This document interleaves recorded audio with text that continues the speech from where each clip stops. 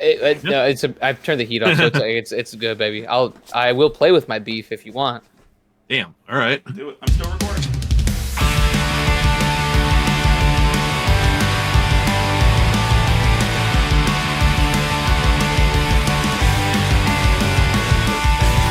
Welcome back to the Storymoders podcast. My name is Robert. Mike is here, and we are joined by our very good friend, Braden. Braden, hi. Hello. How are you guys? Good, buddy. How are you doing? Pretty good, man. It's Canada Day. I can't complain. It is Happy Canada Canada Day. Day. Work. Yep. Got my Canada over here. There's a little Canadian I like flag it. right there. I like it. Right there. Yeah. It's Canada Day. Braden Koryzma. That's your last name, isn't it? Correct. That's fuck you. That's not fair. It's very No, fortunate, Braden's very his lucky. No, Brighton's his last name. Yeah, could you imagine? I actually Charisma just Brighton. Oh, man. But for those who don't know, Braden, you want to just introduce yourself, what you do, what you stream, how big it is? I mean, it's like if it's like a low taper fade, it's pretty massive. But it's my name's Koryzma over on Twitch.tv and every platform under the sun. Very much I stream horror games, Fortnite, and just chatting events. So I'll have my friends over and we'll do stupid stuff like hit each other with pool noodles or tortillas. But I'm also looking to expand into a little more IRL stuff. But yeah, that's what we're covering right now. Yeah, and we'll obviously have the links to the Twitch channel and everything down below. So if you're not following him, go ahead and follow him. The streams are always just fun. Great, like community vibe. I always love it. I love even though I always miss the announcements for them, I love the song battles. Oh, they're great, man. Yeah. But I also get it though, because like a lot of times they're in the Discord and it's hard because everyone's in so many Discords and you can only deal with so many notifications and things like that. So I don't blame like anybody or anything like that, because it's like I said, like the amount of Discords we're all in, I have 95% of them muted just because I was like, I can't get like a million good mornings. My phone I've got battery will just die. Every Discord besides my own, and like there's a couple here and there. I've got everything muted. I love going into them, love chatting with people, love doing all that, but I hate the little fucking number notification thing on apps. Yep. Oh, Jesus Christ. I don't need to know. Absolutely. But Mikey, how you doing today, buddy? Oh, we're doing all right. Just trying to cruise into this long weekend as easily and quickly as possible. Yeah. Just enjoying this nice, lovely Canada Day with your Bud Light, your European beer there. Yep, exactly. Didn't have any time to run out and grab a sixer of Molson, but whatever. We're here. And Molson's all right. I wouldn't stress too much. Yeah, no, I'm not stressing at all. Yeah, I'd have to go to the liquor store. I thought about going to the liquor store to get either some Molson or some Labatt Blue. But yeah, because they don't sell those just in the regular stores here. Which is interesting. Yeah, I got a bunch of other shit. Yeah, like literally, like if you feel like because they sell European American beers everywhere, like even like at our liquor stores, you would think that it would just be under like Canadian beers or just be part of like the regular roster. Yeah. Let's see here. Just move it. Okay, cool. But tonight we've got a couple things actually, Mikey, my good friend. Yes, sir. We've got a few different things because today is Canada Day. It's July 1st. This episode is going out on July 3rd, which, as we all know, is a Thursday. Because Canada Day is the most patriotic day of this week, we're going to be talking about all Canadian games and studios. Yep. Which, I'll be honest, and I think Braden can agree, there's a lot more than you fucking think there are. There is, man. And I was looking through like lists today and stuff, and I was pretty blown away. I was like, wow, there's some bangers out there that I didn't even know that were just made by Canadians. Yeah. Oh, yeah. Or at least a Canadian studios. company, I guess. Yeah, a lot of studios have a Canadian branch at the very least, if not just totally based out of Canada. But before we do... So you think it's cheaper to make games in Canada, or do you think it's just like or it's just like a typical thing where they just have studios in other regions of the world. Well, I know from a previous episode,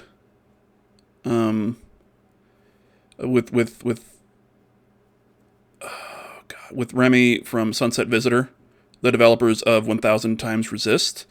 Okay. He was mentioning that they could have only made the game there. They were in Canada anyway, but they were able to make the game due to like grants that the government gives. Oh, okay. For the arts and everything. That wasn't the only reason that they were able to make it. I don't want to misconstrue that, but that was something that helps. Yeah. Okay. Cool. Yeah. Yeah, it's weird if the government kind of helps with the arts can flourish. Wow. It's crazy, right? Crazy, right? Like just just making thought? things work. Who would have thought? Anyway, a lot more masked kidnappers on the streets. Mm-hmm. This side of the border. Oh, Yeah, God. If they're there, if they're here, I have no idea. No, you would fucking know because they're very goddamn garish about it. You'd be like, That's what I hey. mean, right? Yeah. Yeah, It's like, Jesus Christ. Ever forget the 2018 or 2017 with all the clowns running around? God, I long for the clowns. Send in the clowns. I would- Am I right, guys? High five. High five. High five. There we go. That was a high 15. There it is. Yeah. I think so. But before we get into Canadian games, I figured today is the first day of July, which means that we are officially halfway through the year. It's crazy. Yeah, there's actually one more big, really important holiday today. I don't know if you guys are aware of this. Today? Yeah, today. July 1st. May I take a stab at it? You can. Are we talking about Bobby Bonilla Day? Okay, there's two more holidays today. That is a good day. That is a good day. That is a fantastic day, and I feel I need to explain it for the audience at home. Happy Bobby Bonilla Day. Yes, Happy Bobby Bonilla Day, So, for the next 10 years and the preceding 24, the New York Mets, the Major League Baseball team, have paid former player who retired in 2001, Bobby Bonilla, $1.2 million because they owed him money when he retired, and they structured it so he would be getting $1.2 million every July 1st until 2035. And it wasn't even much. It was 4 million or something, wasn't it? Yeah, it was something like that. Yeah, but just through the weird quirks of accounting and contracts and just how finance works. It's here you go. That's crazy. Yup. Yeah. So happy Bobby Bonilla Day, and also happy 182 Day. Today is the 182nd day of the year. So listen to Blink if you haven't already. Oh, That makes so much more sense. I don't think you're gonna be Independence Day, but I'm pretty sure that's tomorrow, right? No, I don't know when the fuck that is. Who cares? it's We lost Friday, and I only know that because I have the day off. So That's enough. true. Yep. So prepare for me to do the most American thing on a stream on Thursday night: get violently inebriated and consume weird substances for And your hot dogs. entertainment. Hot dogs are going to be coming on Friday. No, I have a tiny glass bottle of this energy drink I found at the Asian supermarket. Okay. Carabao, and I only know that because they sponsor an English soccer tournament. And then I also have a small can of Mr. Brown's iced coffee. Okay. Yep, so we might be playing the game which is going to win, Mr. Brown or Carabao. Oof. Let me just mix them together and have a Cara Brown coffee. Yeah, we might just be doing a Karen Brown. Yeah. Karen Brown is a different thing altogether there, Mikey. I'm sorry. Yeah. I thought that's what this was leading into, which I cannot. I thought this was America. For obvious reasons. I'm sorry. I thought this was America. Yeah, before we jump into some Canadian studios, though, we're halfway through 2025. Jesus Christ, it's only 2025. But that means we've got a whole 6 months left. So I figure let's talk for a little bit just about your thoughts and kind of how you're feeling about gaming in general, because there's a lot of shit in the world everywhere that's not fun. But we can come in here and we can kind of just talk about the cool shit that we like. about video games and what we've done, what we've played so far in 2025, and then we'll take a quick look at what's on the rest of the calendar so far for the rest of the year. Does that sound good to you guys? Yeah. For me. Yeah. So, let's give it a start. Braden, what so far this year? Yeah. What would you say your game of the year is? Do you have one in mind? Game of the year. And I know Mike's game of the year is going to be something that came out in 1996, but it doesn't have to come. It doesn't have to have come up this year. Look, I'm just saying that's what happened last year with Mike's game of the year picks. I was like, yes. That's hilarious. This is what I do. I provide a little bit of whimsy to this dark and dour podcast. Game of the year so far. What I'm trying to think, because there's always so much that I feel like that you kind of cover, and I'm trying to remember each kind of game here. I really dug this game called Massacre at the Mirage. It's like an indie game. Okay. It's like a horror game. So basically, picture like Phantom of the Opera vibes. Yeah. Ooh. Really dug that. Just trying to see. Other than that, I play a lot of Fortnite, so can't say. I'm not going to say that. What was that one called again? Fortnite? Or Massacre at the Mirage. Massacre at the. I'm going to pull up like a little clip or something. I think this is just a. Let's come on over here. Hollow. Let's see. Do we have just like a fucking trailer? It's full gameplay. No audio. Is anyone there? So what is this one? So it looks like you're in a movie theater. Yeah, you work in a movie theater, and basically, but you're also playing the perspectives of like a bunch of different characters. Without trying to go into too many spoilers, it's basically it's Halloween night at a movie theater. Okay. I think it's Halloween. Is it like a survival horror type thing, or is it more like a mystery? Not really. It's more like a linear, just like you just experience what they've written for you. I thought it was a lot of fun. I thought it just brought like a lot of interesting things to the table. Aside from that, again, Split Fiction was a lot of fun. I did really enjoy that, but I don't think it's going to be my personal game of the year, but I did really enjoy that so far. And did you get all the way through that one? Yeah. We didn't do like the really hard room. We only got through 2. Just the coordination between the two of us just made it a little tough. But it's definitely up there. I'm trying to think. I know I played one that I was like, oh, I really like this, but I can't think of it. So I am looking forward to checking out Death Stranding 2, but haven't got there yet. So I can't say it is my game of the year. But I guess you could. Stellar Blade's up there for me this year. I know it is getting the PC release, so it's not like, so it is kind of up there, but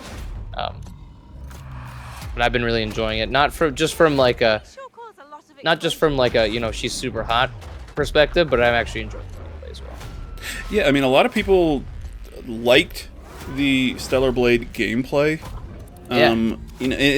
For me, it just looked kind of like, and once again, not just going off of the main character, but it kind of looked like was it like a near replicant? Yeah, kind of running around the open world and just the kind of just action-y gameplay, maybe without more of like the puzzle stuff. Exactly. There's like a bunch. There is like some puzzles, but I don't think it's still to the degree of Nier. But yeah, either way, there's been some good games, but there's definitely some games coming out later, like deeper into the year, that are definitely on my list that I think will have a strong contender for Game of the Year this year. Strong chance. Before we jump into that, Mike, what about you? What have you played new this year? The thing I loudly declared after I kind of got through the tutorial bit, Clair Obscure Expedition 33. Yeah. That is that so far is the leader for me for Game of the Year. That game has just been amazing. I want to play it so bad. It's so good. You can right now. Huh? I'm gonna put a Game Pass icon. Oh, it's on Game Pass. I forgot about that. It is. Yeah. I was on the fence about downloading it there, but at the same time, I was like, do I just get it on PlayStation and go for the platinum? I'm very, very tempted, and by very tempted, I mean if I see a physical copy out in the wild, I will grab it. Yeah. To get it on PlayStation 5 and get the platinum. I already have all the achievements on Xbox for it. I played through it a couple times. It's an incredible game. For me, that's my personal game of the year, and I would be shocked if anything came out for the rest of the year that kind of took that over from me. Gotcha. Okay. But for me, so far, it's Claire Obscure Expedition 33. And like I said, if I see a physical copy, for the PlayStation 5, I'm gonna buy it. I'm gonna get the fucking platinum too. It's such a it looks like such a cool game. I've seen I couldn't say it's mine because I haven't played it yet, but I've seen so many of my friends play it, and it just looks amazing. Like Neo as an example. Like I know he's a huge advocate of it and stuff like that. And you guys, Neo loves it. I think he actually finished it. Neo Aoshi, which is rare for him finishing. Rare, game. Yeah. Our good friend Verum Dex, I think is in the same boat as me. Like it's his game of the year so far. Okay. And he and I were both super stoked on it just even before the game came out, and I'm so glad that it lived up to the hype for the both of us. He was hyping me up about it, and I never heard of it up until he pointed it out to me. So I shout out to him for bringing it into my eyes. Yeah. I also feel like, did you find the trophy list pretty easy? Most of it, yeah. A lot of it is just kind of going through the story, and then there's Gotcha. some.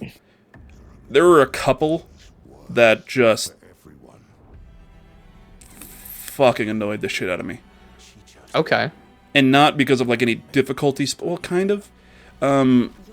It's all side stuff. There are these little kind of mini games from this certain kind of race of things that just would have been fine if the game was kind of built for that sort of gameplay, that kind of more platformy gameplay.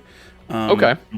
So it was more of the game's mechanics kind of not really coming into play as well as they should in those little mini games, and there was a trophy or an achievement that was just tied to those. Gotcha. Okay. You know what I mean? Yeah, other than that, it's it's play through the game, max out your relationships, stuff like that, get these weapons. Okay. There's a few, because every character has their own battle style, and with how they kind of do damage and all this stuff. So then there's a trophy for each of them being like, hey, with this character, do damage with all 4 different elements in one fight. Gotcha. And then this, but yeah, it's other than that one little mini game achievement, it was fucking awesome. Cool. Yeah, and not too difficult. So if you play those mini games and you're like, these weren't hard at all, you're not gonna have a problem getting the fucking platinum. Cool. Yeah, I love a good platinum. I'm like a real slut for them. I don't get a lot of them, but I love hearing that trophy pop. Okay, well, there's going to be a future episode that we have with Braden talking about trophies and achievements, because I am also an achievement whore. Let's go, dude. Let's go. Love them. Yeah, dude, I absolutely love them. I don't play my PlayStation as much as I wish I did, but I do try. I always, I'm sure you're like me. First thing you do, look at the trophy list before you even start the game, and then you're like, okay, and then in that moment you decide if you're going for the plat or not. Yeah, I use a site because I do achievements. The same thing, Is it PSN just trophies or PSN profiles or whatever? No, PSN profiles is good for PlayStation stuff. For Xbox, I see. There's a site called True Achievements. Yeah. Okay. Yeah. Yeah, there's a True Trophies site too. That's the same people and it's trophies, but it's just I think PSN profiles is just more. It's way more used. So if I'm ever looking for like a trophy thing, it's that one. And it's way more user friendly because I feel like you just search the game and there's usually like 2 or 3 guides that you can kind of pick between. Yeah. But for achievements, I use True Achievements, and what I like is that they will. Sometimes it's not on like day one or when the achievement list first goes out, but you can kind of hide any sort of story ones, like story-related things. So you can be like, okay, there's 50 achievements. Let me hide anything that's story-related. Okay, so now I have, these 25 achievements left or something. And then you can kind of look at that without getting spoiled on what the hell's going to happen, which is super nice. That's really cool. Yeah. And a lot of games for their story ones will be hidden achievements, which is really nice too. True, it is, and I do appreciate that as well, because at least it saves me being like, oh, this person died? Fuck. Yeah. It's like, oh, the achievement's like, oh, don't cry when so-and-so gets murdered by this guy. You're like, why is this why is this a thing? How do you know, also, that I'm not crying? And you're like, okay, well, I guess I'm not leveling up this person. But then they end up being such a key component to the Then they're just fucking awesome. Yeah, and you're like, fuck. Mike, any other games from this year that you have played so far that you're digging?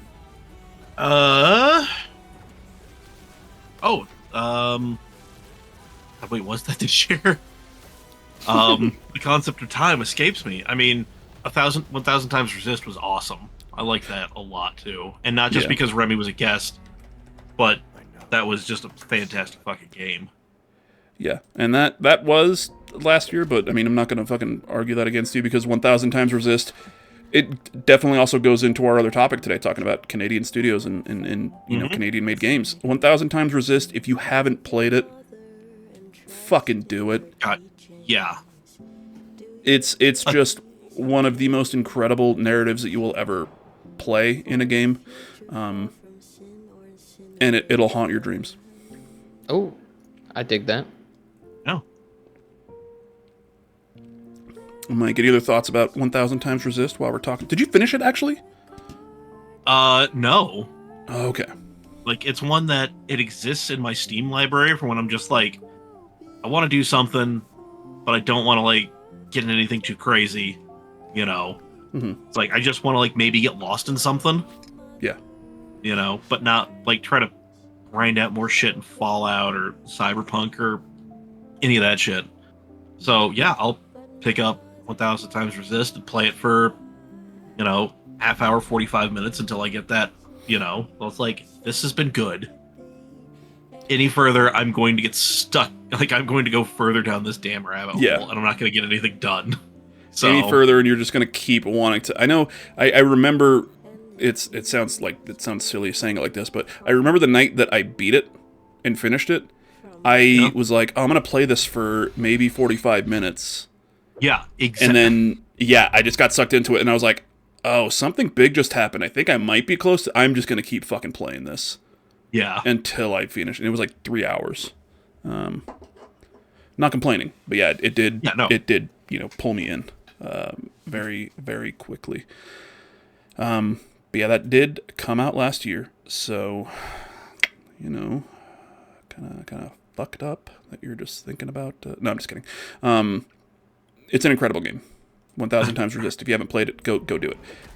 Actually, you know what? Can anybody, while I've got, because I can't really pull it up on this screen here, it's a Steam sale right now. Is 1,000 Times Resist on sale by chance? Yes, it is. I was just looking at it. It's Hell yeah. 25% off right now. So for me, it's $20 Canadian. Yeah. As opposed to 26. So that's not bad. Yeah. That's more than worth it at 26. But if it's 25% off, and you have any inkling of wanting to try it, I would pick it the fuck up right now. Yeah. As for me, I mean, Clair Obscure, Expedition 33 is my goatee so far. Like a Dragon, Pirate Yakuza in Hawaii. Nice. That's one that I really got into.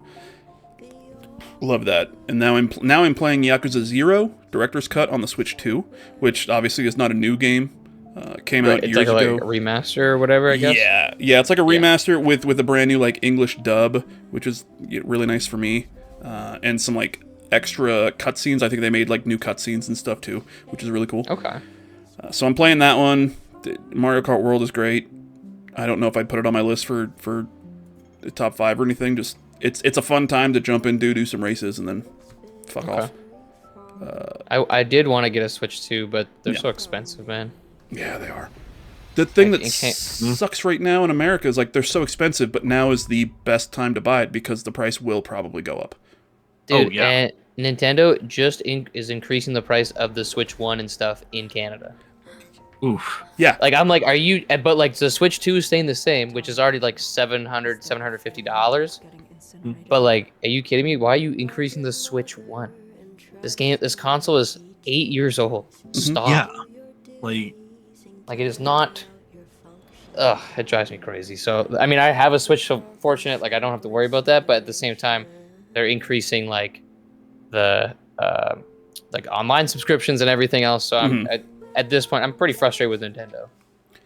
It's I don't know where the fuck they get the idea to, and I think they released a whole thing as to why they were raising the prices on them, but It just looks like bad faith. it does, yeah. It's like Yeah. you're like, are you still making more of these, or like I mean, I understand that there's going to be some games that are probably still both Switch 1, Switch 2. Yeah, I Or mean, I maybe know like they've Pokemon Za is. you know. Yeah, exactly, right? Like it's just going to be like that for the first year or two or whatever, just because they're already in development. But at the same time, it's like, dude, it'd be like Xbox being like, oh yeah, you remember that like Series S? Yeah, we're just bumping the price up, or like the Xbox One. Like, it's gonna be harder to buy them now. So silly. Yeah, I don't. I'm glad you like The Mario thing Kart, is, you know, like maybe in a year, they're gonna drop it down to what it was before and be like, hey, price drop. literally, and then everyone's gonna be like, no.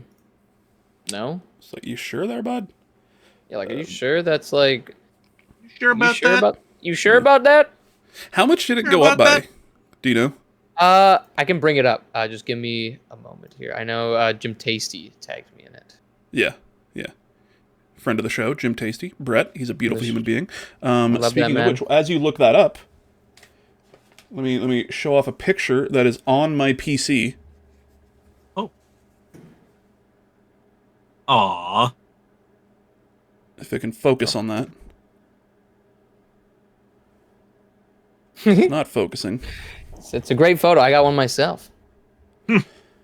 For those who can't see it because it's blurry and won't focus, We'll put it.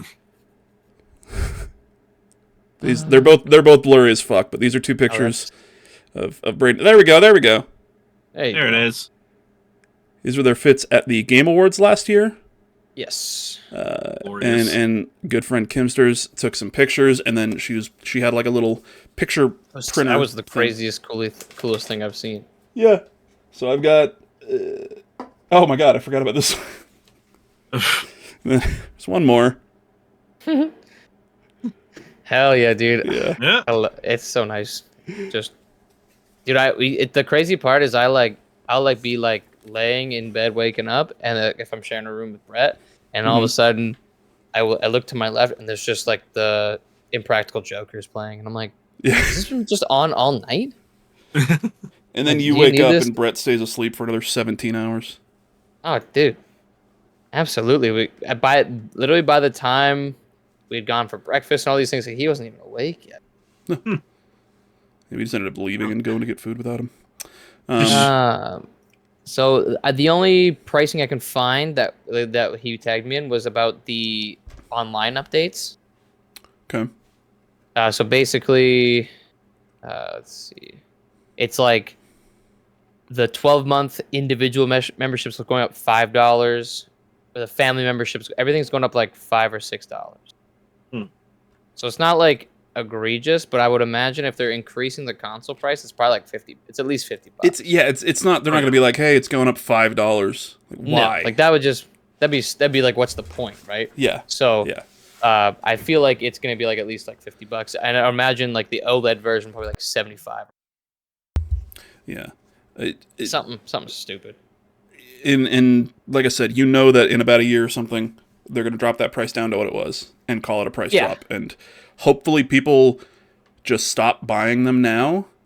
I know it's hard to be like, hey, no, don't fucking, especially people who don't realize that there's going to be a price increase. You know, they just go and they're like, oh, I want to switch, and they see the price. They're like, oh, okay, that makes sense because it's a thing.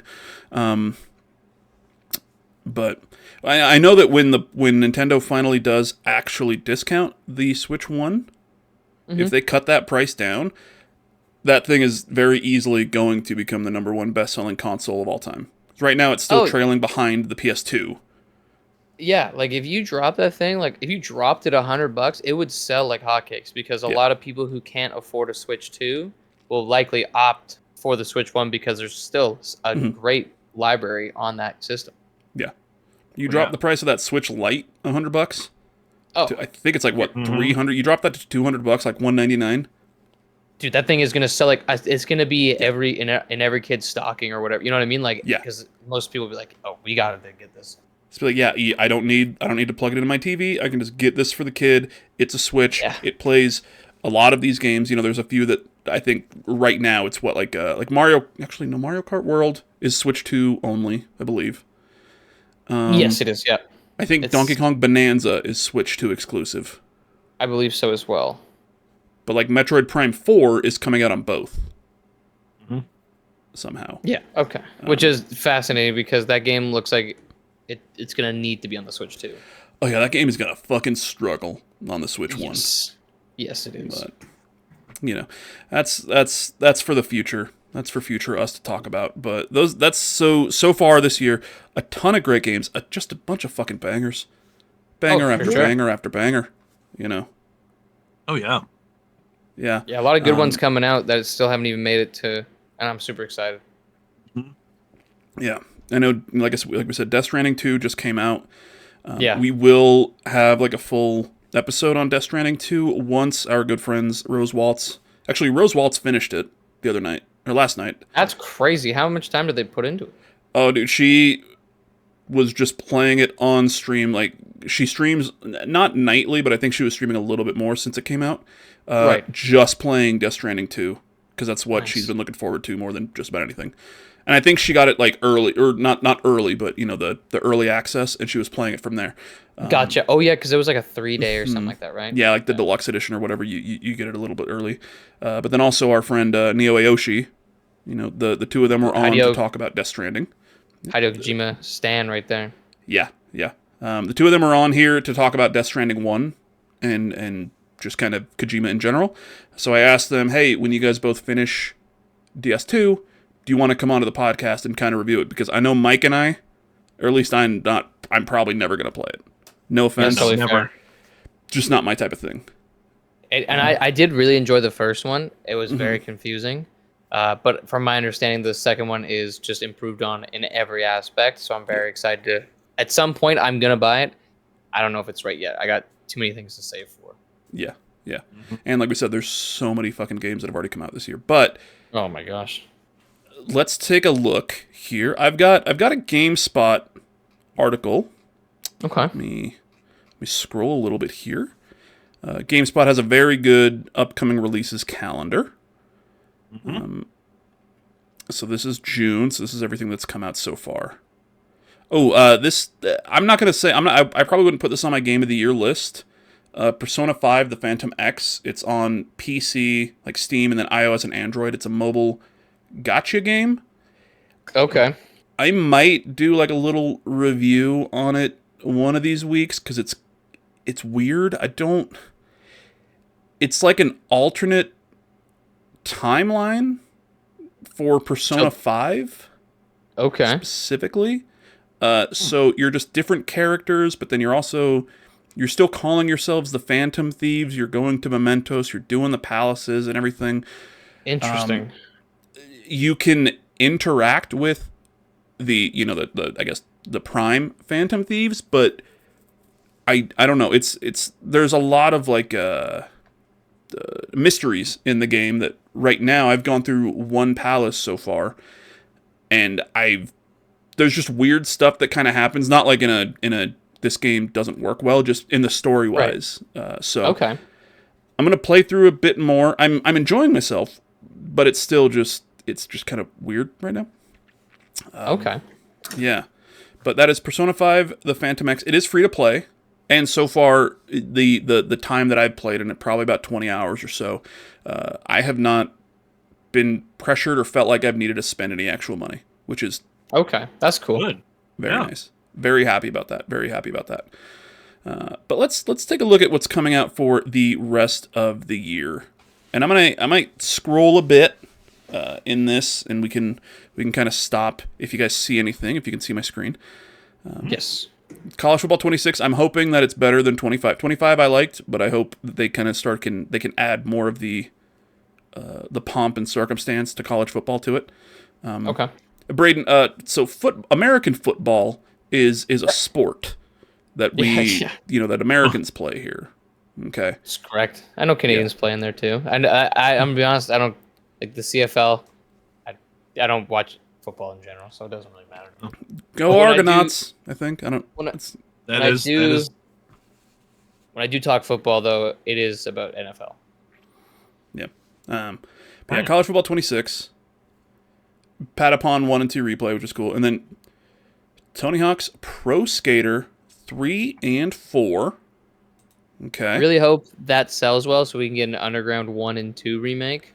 Yeah. Oh yeah. Because we get those because I don't really like when they did the first two. I don't have a huge nostalgia for them. I don't really have one for 3 and 4 either, but the Undergrounds I really do. Yeah, Underground. I have nostalgia for kind of going back to 1 just because I remember that the demo disc, the Pizza Hut demo disc, and playing that first level over and over again. But yeah, I would love Underground 1 and 2 remake in this style. It'd be sweet. Yeah. But speaking of Tony Hawk's Pro Skater 3 and 4, I'm going to pop something on the screen here. We're doing a subathon next week, July 11th. Oh. 7 p.m. Mountain Time. So just keep that on your calendars. Mike is coming over to my place. We are going to be playing, hopefully, the full game playthrough for Tony Hawk's Pro Skater 3 and 4. Just going to pick a character, kind of swap the controller back and forth, and just go through each level, doing all the missions, doing all the stuff. I mean, if we get annoyed with a level, we'll just, as long as we can go to the next one, we'll just fucking do that. But yeah, exactly. Yeah, so next Friday, July 11th, it's the day the game comes out. I actually will get it a few days early because I got the deluxe one, but I don't think I'm going to play it. I'm going to try not to play it.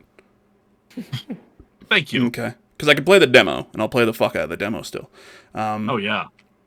But yeah, full game playthrough next Friday. Mike is coming over. It's a subathon, so, drop your gift subs. I think we can do the discounted gift subs thing. Nice. So I'm gonna do that. I'm hoping so. Don't quote me, but I'm pretty sure I've got that on my account. But we'll do that. We'll have some subathon goals. I know right now the only goal that we really have in play is if we get to 100, Mike and I we're gonna drink some Gonsters. Do you know what that is, Braden? Gonsters? No. Yeah, it's a Gonster. It's half Monster Energy drink, half Guinness. Oh, interesting. And the Guinness just rests on top because it's much lighter. That is a Gonster.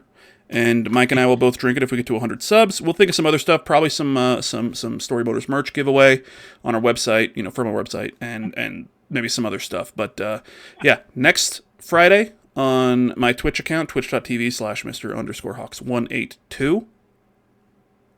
We're going to be jumping into that, playing some Tony Hawk's 3+4 all night, getting some beer, getting some pizza, and just living it up like we're not in our mid to late 30s.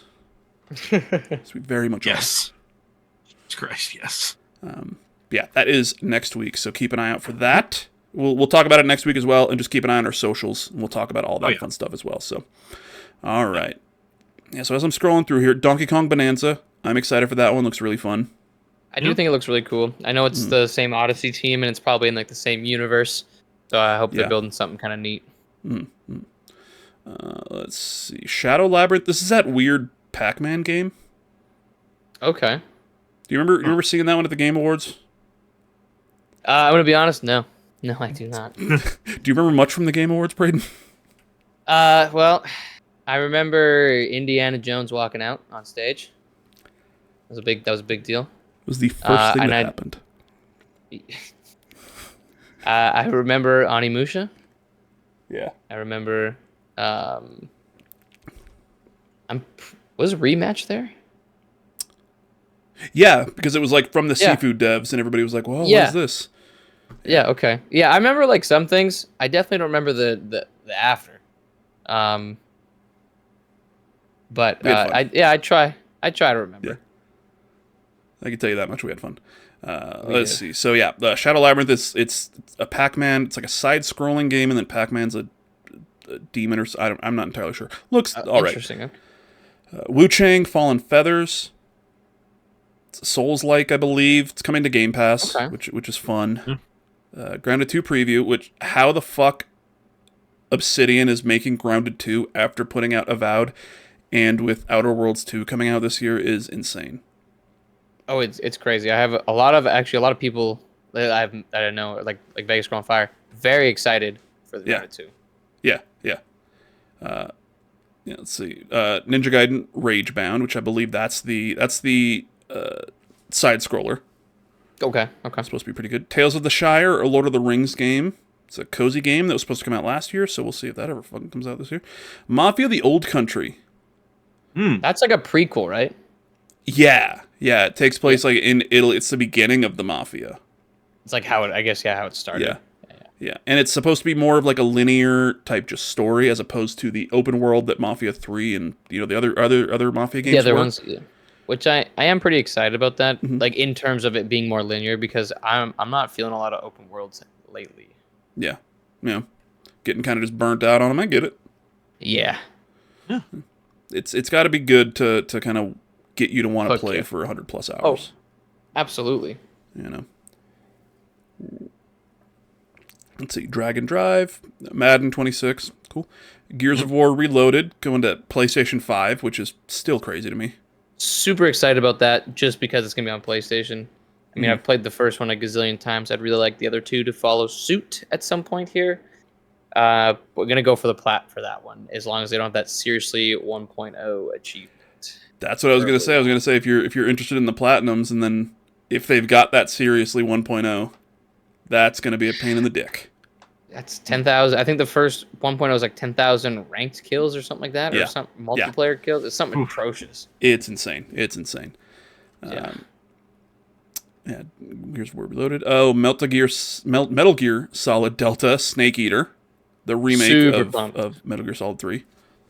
Really glad they're just using the old lines.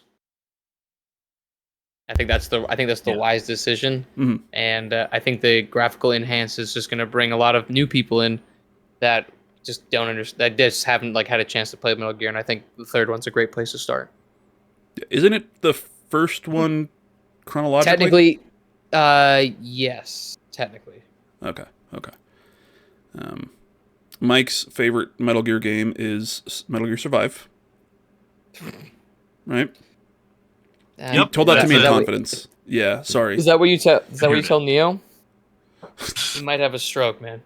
I tell Neo a lot of things in order to horrify him into a coma, and yet nothing has worked.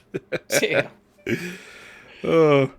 Yeah, Metal Gear Solid Delta Snake Eater, once that comes out, probably maybe the end of this year, probably might even be early next year or whatever. Game Swap 3 is going to happen, and then we'll have Dex and Neo on after they've swapped Snake Eater and then potentially like fucking Birth by Sleep, Kingdom Hearts game, one of them. Something like that. Yeah. Lost Soul aside, I've heard people talk about it. I have no fucking idea what it is. Okay. Hell Is Us. Have you guys heard about Hell Is Us? Is that like a war shooter? No. I know what you're thinking about, but no. Okay. I forget the name of it. It kind of is based off the photo. It's giving me like Assassin's Creed vibes, just based off the guy's like the way he looks. Yeah. So this is the release date trailer for Hell Is Us. It's from the State of Play. It's the most that I know about it is that there's no HUD, or there is a HUD, but there's no like map, and you have to like talk to people to figure out where to go. Like it's not holding your hand. Gotcha. One of those types of things. Yeah. But yeah, third person. Okay. I mean, aesthetically, it looks very pretty, unless this is CG. I think there is like actual gameplay in here, but the gameplay does look gorgeous. And then there's that. What the fuck? I said, why would you show me that right after that? It's a big chin. Yeah. It's a lot of them. Yeah. Several of the chins. Looks like he's got the mumps or something. My man, I feel you should be conducting this interrogation. You should probably get yourself over to sick bay. Yeah, you should probably. Yeah. Yeah. Yeah, like you. Okay. Somebody with a mask and a gown needs to put you in a room somewhere and observe you for a while. It does seem kind of cool. I definitely don't think it's not something I don't think I'll pick up right off the rip. Yeah. But it's definitely, after seeing that trailer, I'll keep it on my radar. Yeah. Indiana Jones DLC is coming out. Everybody's Golf Hot Shots, which is using some generative AI shit, so fuck them. Interesting. Because I do like Hot Shots or like Everybody's Golf. Same here. So I was a big fan, so I didn't know about that. But yeah, but fuck is that. it just for like the art style or something? It's for. I'm not sure, but it's one of those things where like they're using it for shit that they could probably do really cheap. Gotcha. You know, so it's like why not just. Yeah. You know, Borderlands 4, Borderlands, September 12th. Brayden, are you a Borderlands person? Are you a Borderlands person? No, I played the first one. I liked it. Didn't care for the rest of them. I've tried each of them. You know, I've played the 2, the pre-sequel 3, and I just, you know, I play them for a few hours, and I'm like, all right, I'm good enough. Yeah. Borderlands. I know, Mike, you're looking forward to this one, right? I am, and I'm not. I mean, I don't want to give Randy Pitchford money just because I think he's a dick. He's kind of a dick. The way he like fucking was talking about with like, if it's $80, you'll find a way to get it. It's like, that's crazy, bro. Like, and then he did all that bad publicity just for them to be like, it's a regular price game. Yeah. Yeah. Real fans will find a way. It's just one of those. I will go to the Game Awards and be like, Randy, could you show me a card trick? And then he's in the middle of it. I'm going to slap the cards out of his hand. Just push him into a locker. Fucking nerd. Have somebody set up some locker so I can just push him into it. Everybody's going to be like, walk up to Randy, like, Randy, can you show me a card trick? And he's going to be like, why are you dragging a set of lockers behind you? Don't worry, Randy. Don't worry, buddy. Don't worry, Randy. Too many questions. Step Randy, it's the activation. Didn't marketing tell you about it? Just go up. Just play along, buddy. It's all right. Just shove him into some lockers and leave him there. Trails in the Sky first chapter remake of the first Trails in the Sky, which I'm kind of excited for. I've heard some really good things about the Trails series, and this is supposed to be a good place to kind of start off. Okay. Silent Hill F, your horror game. Are you going to play Silent Hill F? I would like to. I still need to play the remake of Silent Hill 2. Mm-hmm. I played the original Silent Hill 2 last year, and I actually really enjoyed it. So I am excited about them. And then because like I feel like Silent Hills, they're just so like weird and creepy, and I like it. Yeah. Did that remake come out this year? Or was it last year? No, it came out last year. Was it? It was like last October. Yeah. Sonic Racing Cross Worlds just seems to have a dope cast of characters. Joker from Persona 5 is going to be there. Ichiban Kasuga from Like a Dragon. That was at the Game Awards, wasn't it? I think the original reveal was at Game Awards of just the game, but now they're announcing all of these other characters. And you know, now it's the Cross Worlds part. They announced, I think SpongeBob is going to be a character, and there's going to be a SpongeBob level. Yeah. All right. There's also there's some sort of SpongeBob thing in Tony Hawk's Pro Skater 3+4. Oh, is it like you can skate around like the neighborhood or something like that? Yeah, like it was in the Switch 2 like reveal trailer and like the gameplay stuff. So I'm not sure if it's supposed to be everywhere, but there was there was a part of one of the maps where there's a pirate ship, and then if you go over the gap, it was like, oh, and look at this, they landed in Bikini Bottoms. Yeah. So I'm not sure if that's in everywhere, if it's just a Switch thing, but we'll see next week. Final Fantasy Tactics Remake, Directive 8020. Now, Brayden, with the horror games, did you play through like what is it? Like Until Dawn and the Yes. Supermassive games. Yeah. So Directive 8020 is their newest one. Okay, yes. Okay, Yeah. I do remember seeing that one. I am excited about it because that's not part of the anthology, right? Because those are the 4 that have come out. I think technically, Like this one is like the scope of like Until Dawn or The Quarry. yeah. Yeah. Yeah. I because think, and I could be wrong, I think it is technically a Dark Pictures anthology thing, okay. but more of just, it might not necessarily still be that anthology type situation where it's just, hey, this is the Dark Pictures, but now this Gotcha. is a full game, you know? Yeah, this super excited about this because this one is, they've always done like some sort of supernatural element, which I'm always like I'm totally cool with. But I like the sci-fi aspect, and I've always enjoyed like I don't really find them like super scary, but the stories are just a lot of fun. Yeah. So yeah, very excited about this. And that's this point. And I watched. Comes out at a great time too. Oh yeah, right at the beginning of October. It's a Yeah. perfect fucking October game. Oh yeah. Yeah. My spouse and I watched the Until Dawn movie the other week. Yeah, it sucked. Yeah, it sucked. It was kind of fun. There were some fun bits.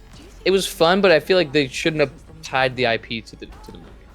Yeah, it was mostly just you have to last until dawn, and then there was references to things that you see in the game. But yeah, not worth the tying together because I just think it was just a waste of time. But I see where you say it was fun, but it wasn't scary at all. I felt like it was more of like like there was no horror element to it. No. It was just slasher, and it was different types of slashers and stuff. Yeah, exactly. I mean, there was a direct tie-in to the game right at the end. Yeah. Like with, a little, I think it was a mid-credit or post-credit scene. You talking about like the guy at the end? Well, no. So, spoilers, I guess, for the Until Dawn movie. But they find, in the movie, they find out that they're being watched. Obviously, there's somebody kind of pulling the strings of everything, and there's just like a giant bank of TVs and monitors that are seeing all this shit.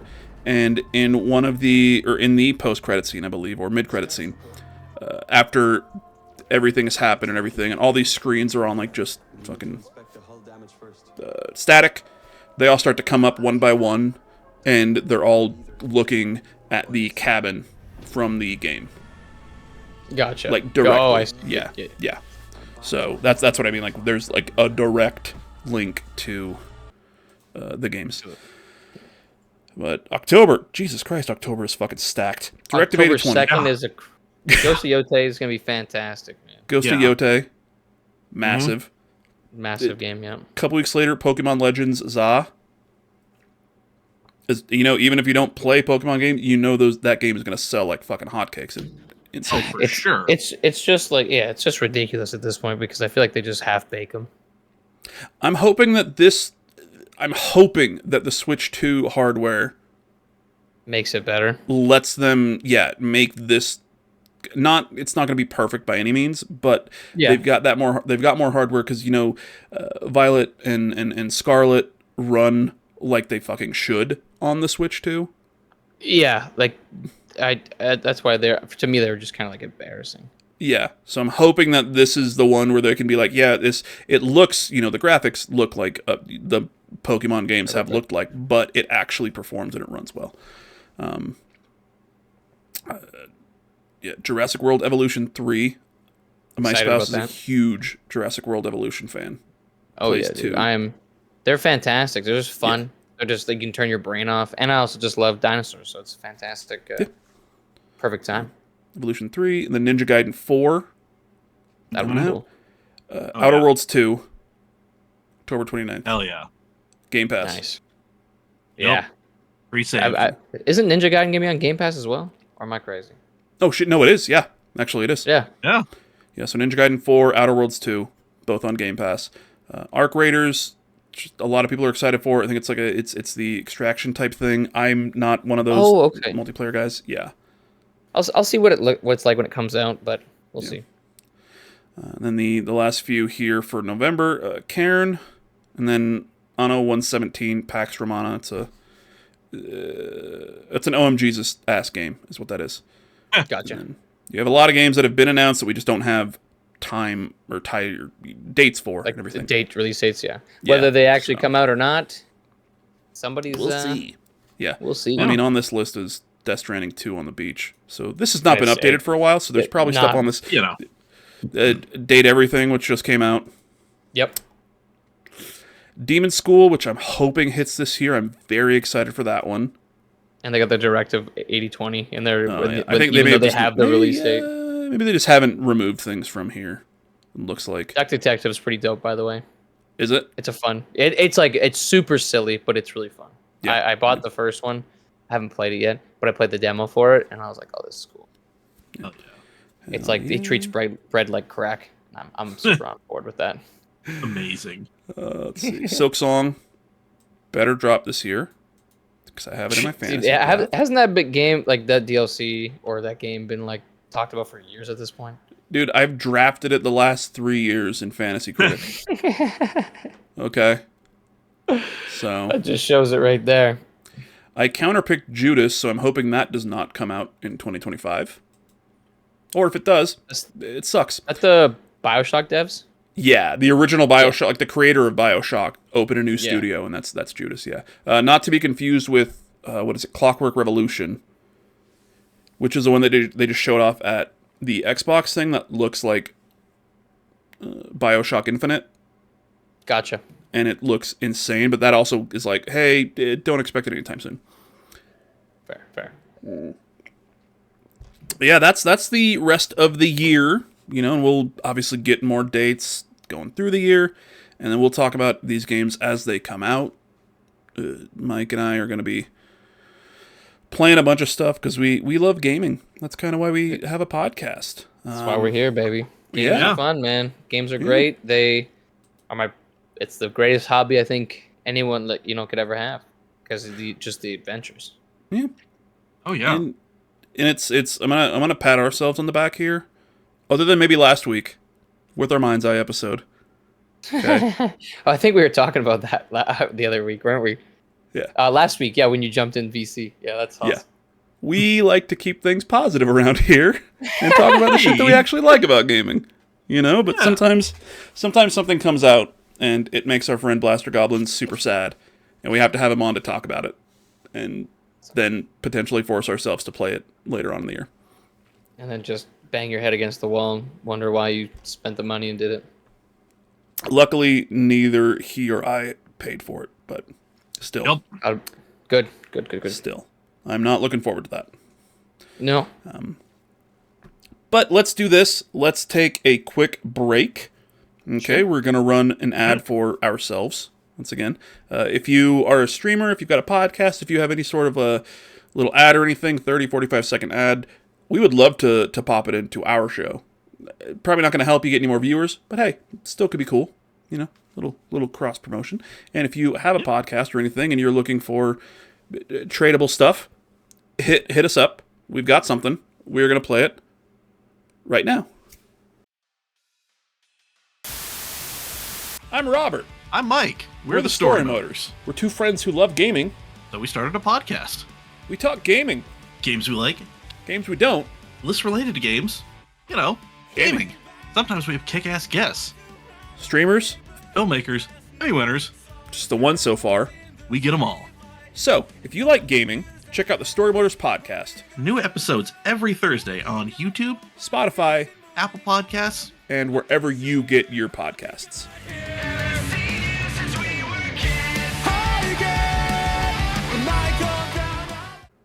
Welcome back. That was our ad. We're gonna put in anything else if you guys have any. If you're a streamer with a trailer or a channel trailer, hit me up. We will put it in there. Would love to do that. But before we continue going on, Mike, I'm pretty sure that you are very much aware of this. But our good friends in Fremont Pike, the band that does our theme song, just released their debut album, Dog with a Job. Shit. It's up here on the screen now. I know Braden can't see it, but Fremont Pike, Dog with a Job, on streaming services everywhere. It's I've listened to it. I had it on repeat yesterday morning as I was going to work and coming home. Fucking just great pop punk, awesome music. Oh yeah. Okay, Absolutely so fantastic. if you like our theme song, if you like the little bit of the theme song that you hear from us every episode, that is Fremont Pike. That song's not on the album, but the rest of the songs on the album are dope as shit. So Fucking awesome. check that out. Okay, so let's do this. Like I said, today we are going to be talking about. We've got a bit of time here, and I'm going to switch up some stuff here as we talk.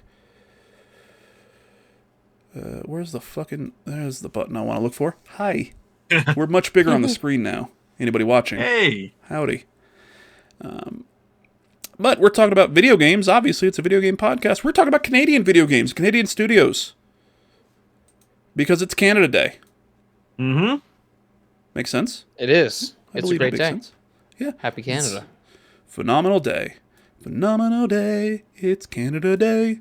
I think that's the theme song to Canada, right? It's close enough, man. Look, it's either that or it's Call Me Maybe. So, I'll take your first one. this is Carly Rae Jepsen slander, and I will not abide by it, sir. Interesting. Carly Rae Jepsen is incredible, and she is awesome. She's also Canadian. So, yeah, so Canadian studios, Canadian video games. I told the two of you this was going to be the topic. You did a bit of research, am I right? Yes. I know Braden did. I'm not sure if Mike did. A little hard for me to do research at work. That's fair. That's fair. Right, And I it's told him today. You're like, hey, this is what we're doing. Yeah, fair enough, fair Okay. enough. Oh. Yeah. But So- it's all right.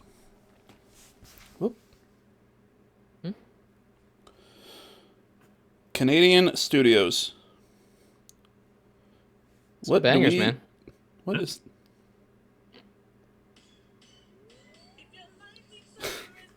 Jesus Christ, okay.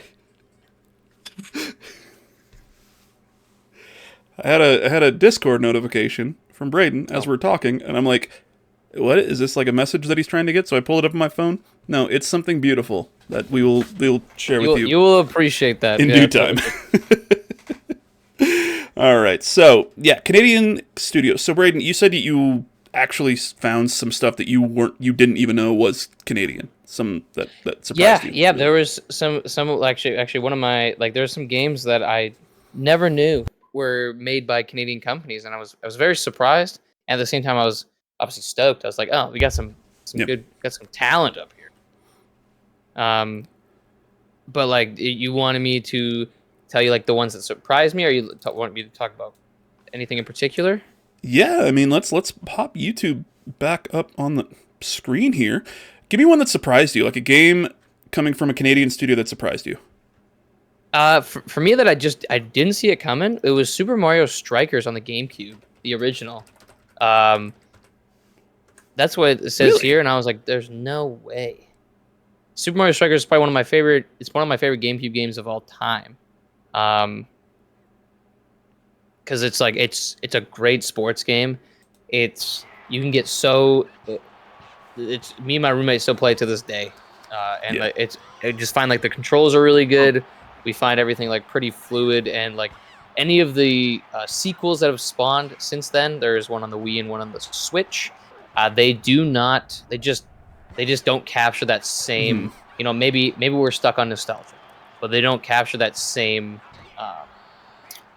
kind of just on. I don't really know the word, but No, magic, you're not I the guess. only person that I've heard say that. I remember when the Switch one came out, like a couple years ago, and I had my roommate at the time, Nick, super stoked for it, super happy, super like a big fan of Strikers, and was super Yeah. excited for this Switch version. Bought it, and I also bought a copy, never opened it, and then the reviews started coming out being like it kind of feels like ass. The multiplayer is so non-functional. The online is non-existent. And then he was playing it too, and he's like, "This just isn't fun to play." No, and they had like the shoot button was like something. They had like the shoot button as A instead of B, and it drove me and my roommate crazy because we're like, and like they didn't give you the ability to change the controls or anything. Like they made that game and they pasted that logo on there and just hoped that it would sell well, and I was really frustrated by that, just because I was pretty excited because it's an opportunity to capture something potentially amazing, but Canadian video game developer Next Level Games. Yeah, didn't know those guys were Canadian, but like super stoked to see that, because I love this game. It's one of my favorites. Yeah. Mike, you ever do Strikers? A little bit. It was always fun. Yeah. It gives like NFL Blitz vibes, but for Nintendo. Yeah, that. Oof. Man. NFL Blitz, buddy. Yeah. Well, actually, did they? No, now that I look. Oh, no, they didn't. They founded in October 2002 by former members of EA Black Box who have worked on games such as Sega Soccer Slam and NHL Hits. Oh, so perfect. Which is like that's fantastic because then they were able to come in with such like, this is our bread and butter. Mass Effect. I mean, obviously EA, because there's EA Vancouver, and I'm sure there's other studios across the country as well. But well, so I'm pulling up Mass Effect here. This is, I think, the original Mass Effect trailer. BioWare is Canadian. Oh yeah. So obviously the publisher is different. That's for Mass Effects, I think 1 through 3, I want to say, was a Microsoft one. EA purchased BioWare at some point, and they published them. But yeah, BioWare themselves, Canadian company. And I love the Mass Effect trilogy. Andromeda was fine, but the trilogy is, for me... That's a Mass Effect helmet. Oh, I see your point. I thought you said 1 second. Yeah, I thought you were trying to make No, I'm sorry. Yeah. No, I was just pointing at the Shepherd helmet. Especially since it popped up after Peyton said, Mass Andromeda was fine. And then just... yeah, basically. But Mass Effect for me was pretty nostalgic because I'd had like one of those magazines, one of those gaming magazines that you had back in the day. So like, it might have been Game Pro or something like that. Yeah. And that game was in there. And it was like the feature of that magazine. I remember reading. I was like, "This is super cool," and I was able to convince my grandma to buy the first one. And then I played through it like 3 or 4 times. I was like, "This is awesome." Yeah. I remember playing the first Mass Effect, and I worked. I think at the time when it came out, I worked at a video game store. Okay. And it was a Game Crazy. It was attached to Hollywood Video, so one of the perks there was free rentals. Gotcha. Like, from the Hollywood Video, which was it was a Blockbuster, just not Blockbuster. Gotcha. Or I don't know what the fuck you had in Canada. We had Blockbuster, and then we had like whatever mom and pop shops or whatever. But yeah, got free rentals, and I rented the first Mass Effect, loved it, and then I rented it like 7 more times instead of just buying it. Even like it was free though, so it's like whatever. But I just ended up renting it over and over and over again so I could finish the story. Sorry, Cody Rhodes, I did it before you. And then from Mass Effect 2, it was like Mass Effect is one of the great video game franchises. Agree. And it's a shame that Mass Effect 5 might be the last one. Because it's what was that? I was gonna say, why do you think that? EA is just fucked over BioWare with a lot of their decisions. It's looking a lot at Mass Effect Andromeda 1 and Dragon Age: The Veilguard. Gotcha. It's the suits at the top that don't care how the video games are made and what goes into making them. Just want them to come out at a certain date and sell this many copies. But it's kind of hard when you're like, you have to have this done by this point. You're like, that's not humanly possible. You're like, well, I guess you guys are working 80-hour days. And it doesn't work like that.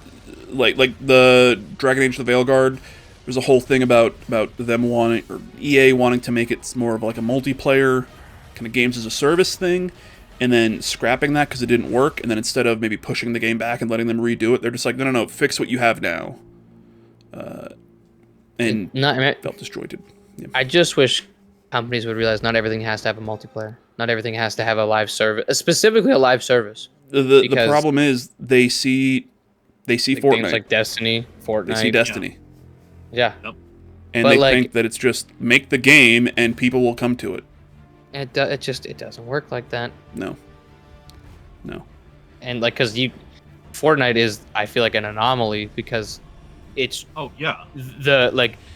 it's over. Like, don't get me wrong, there's games like PUBG, Apex, and stuff, but just the sheer numbers they're doing, that'll never happen again. Oh yeah, no, it will not. And especially in that kind of genre, because Fortnite wasn't the first battle royale. No, PUBG was. Yeah. So, or no, it was PUBG or like DayZ or whatever the heck it was. Was PUBG? Or no, maybe I thought PUBG it was like came off of DayZ as like a mod or something. I don't know. I do. Yeah, but either way, like even though it wasn't the first one, it was the one that captured. It did what they needed to do right, and yeah. Anyways, more than anything else. I mean, fucking Game Awards last year didn't Fortnite win Best Ongoing Game? Yeah. I know it was at least up for it. I think it won it. At least up for it. I think you're right. I think it was. Yeah. I think it won. And then you see like PUBG even is still kind of kicking, and once a year, hey, we've got some new content coming out. It's like, cool. Fortnite has an entirely new set of skins every other week that are based on these IP. That I'm playing fucking as Hank Hill, dude. Like, you gonna be able to do that on PUBG? No. So. All right, Mike, you got any? I mean, as you're seeing, we've got the list here. This is just Wiki, Video Game Companies of Canada. Yeah. So I did a little research over here, and we all remember the game Cuphead. Oh yeah. Yeah, that is a Canadian game. Studio MDHR, run by two brothers in Oakville, Ontario. I thought that was crazy because first of all, that's awesome. Yeah, and they might be Studio MDHR might not be a lot because their website has been updated since October 24. What is it? MDHR? Yeah, MDHR.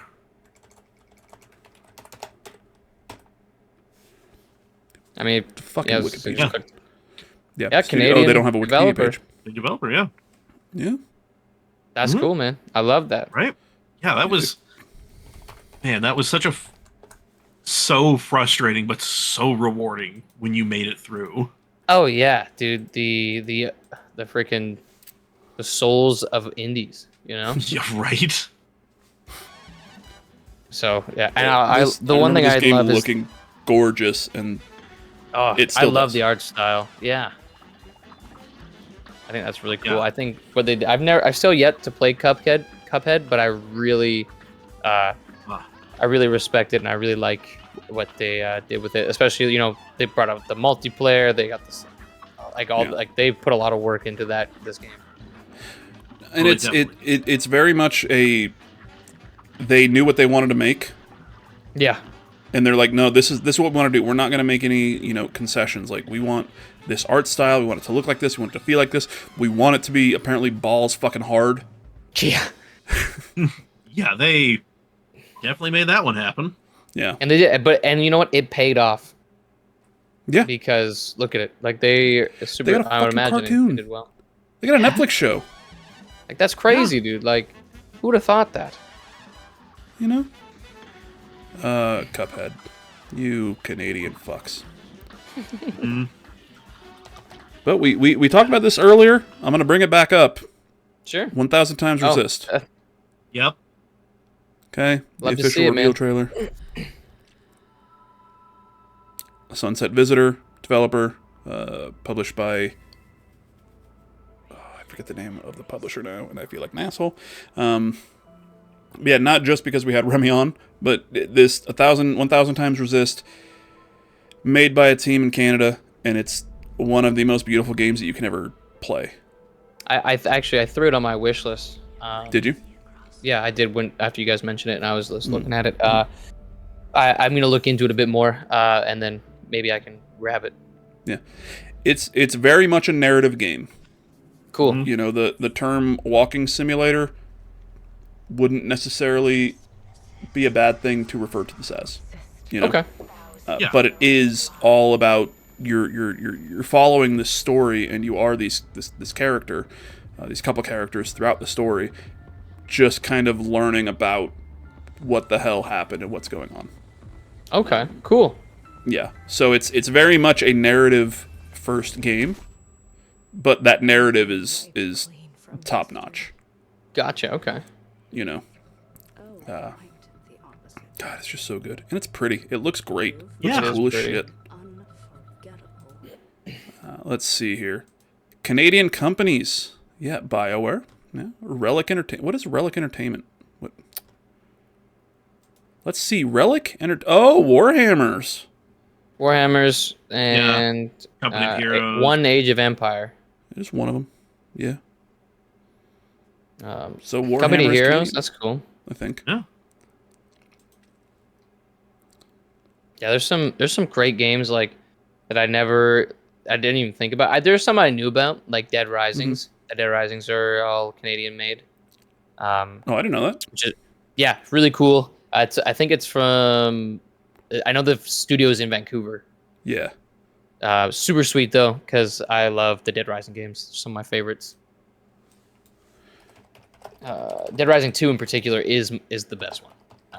Really.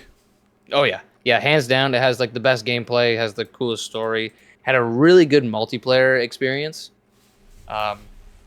It's actually one of the platinums I would love to obtain in my life.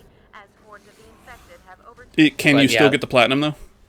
You can. I have like I got all the multiplayer trophies thanks to at the time I think it was Gino, Vegas, and Josh. They came through and helped me play through it. Yep. So yeah, I still need to get the co-op trophies, but the multiplayer ones are the hardest ones just because the servers are still up. Yeah. It's just you have to get into each other's lobby. Yeah. Yeah. I'm trying to think of some other of these banger ones. I mean, Yeah, Dead Rising. I did not know that this was a Canadian game, Canadian company. But Yeah, we're seeing a lot of games. Beanox, which I believe Beanox did some of the later, like I want to say Crash or Spyro games. ooh, probably like the GameCube one, like the Warped. Ooh. Let's see here. Oh, Games they did the developed here. Spider-Man. Yeah, No, yeah, B-movie game, Apt. That Beanox That's crazy. B-movie game. Spider-Man Shattered Dimensions, Edge of Time, Skylanders. That's what I was thinking of. Yeah. Oh, Swap okay, Force, yeah. Skylanders, yeah. Co-developed with Mercenary Technology. Black Ops 3, which I believe at that point was a last-gen kind of port. Because it was 2015, Gotcha. It was the PS3 and Xbox 360 versions of Black Ops 3. So at that point, yeah, the PS4 and the Xbox One had come out. Crash Team Racing, Nitro Fueled. Additional work on, and it's fucking, it's Activision. So every company put every company on fucking Call of Duty. Yeah, and that's too bad because Call of Duty sucks. Ports, Tony Hawk's Pro Skater 3 and 4 for Windows and Mac. That's Hey. crazy. Yeah. Yeah, Are they still around? 2024. they gotta be. Additional work. What were you gonna say, Braden? Oh yeah, I feel like you said, once they're sucked into the Activision, they're not really making games that that the company wants to make. They're just doing like what Activision wants. Yeah. Oh wow, did not know this. Compulsion Darksiders. games. Oh. They do Neat. Darksiders? Is that what it says? It's the first Yeah. game. It's the only first highlighted one. Created by Vigil Games, now developed by. Raise funds for their first game. The team of Compulsion Games worked. Oh, so they worked on other. Okay, to make the games that they wanted to make. Oh, okay. Oh, Yeah, I see. Oh, I see. yeah. Yeah. My bad. Contrast, We Happy Few. which That was supposed to be pretty well received, right? Yeah. yeah, my spouse loves yeah. this game. He played it, I think, a couple times at this point. Okay. Yeah, that's got a great fucking art style. It does. It gives me Yeah. very Dishonored kind of vibe. Kind of, yeah. Not like a bad thing at all. But that's just the art style that it reminds me of. Yeah, Compulsion Games. Makes sense. I mean, Compulsion, Canadian, both start with C. You know what's crazy? The Outlast games are Canadian. Red Barrel. Red Barrel? Okay. Or yeah. I think it's Red Barrel is the company called. Yes, Red Barrels, yes. Let's see.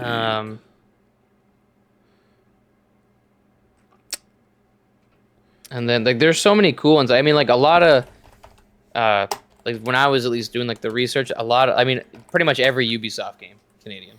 Oh yeah, yeah. Ubisoft is either France. I think their biggest things are either in France or in Montreal because they're a French like company. Yeah. Yeah. So like, you know, when I was looking through the games and stuff, it was like, you know, you got your Prince of Persia's, you got your Far Cry's, you got your Assassin's Creed's, Your Watch Dogs. Yeah. Your Watch Dog. Yeah. So like any of those, which that wasn't a surprise, but I just like seeing, even though like I'm not a Ubisoft guy anymore, just because they don't do anything different. It's just like, you know, it's the same copy paste formula. Yeah, but now it's in Japan.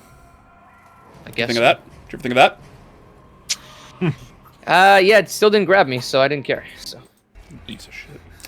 Yeah, Outlast. Outlast was fucking terrifying.